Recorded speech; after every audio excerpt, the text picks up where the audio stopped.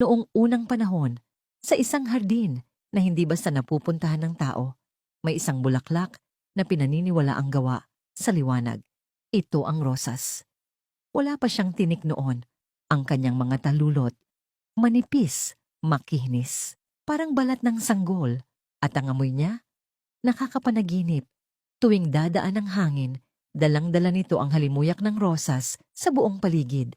Kaya't kahit mga nilalang mula sa malalayong bayan, dumadayo. Gustong makita, gustong mahawakan, gustong angkinin. Pero dito nagsimula ang kanyang kalbaryo. Ang kagandahan ng rosas, naging dahilan para siya'y pag-awayan. Pinuputol, pinipitas, hinihila mula sa kanyang ugat. Walang tanong, walang paalam. Isang kindat lang ng araw, wala na siya sa kanyang lupa. Lahat gustong may kapiraso ng kanyang ganda. Pero walang gustong alagaan siya.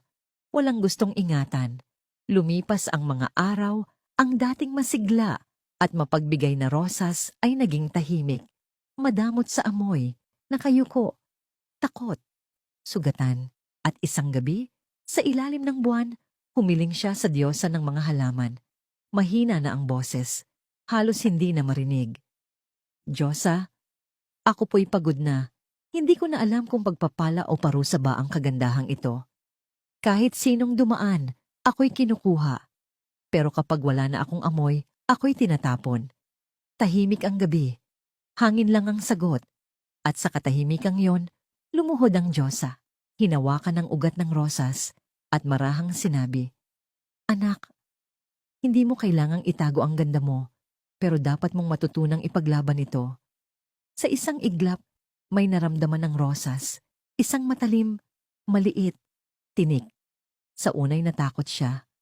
Isa na namang sugat, akala niya. Pero nang siya yakapin muli ng hangin, narinig niya ang bulong. Hindi ito sugat, ito ang iyong panangga. At mula noon, ang bawat rosas sa mundo nagkaroon ng tinik.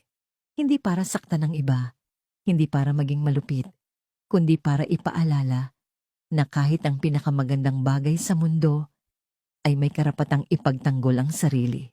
Kaya dapat ang kagandahan ay hindi dapat ikahiya, pero dapat may lakas itong protektahan. Dahil hindi lahat ng humahanga ay marunong rumespeto. Sana nagustuhan mo ang kwento. I-like, i-share, at subscribe na para tuloy-tuloy ang kwentuhan.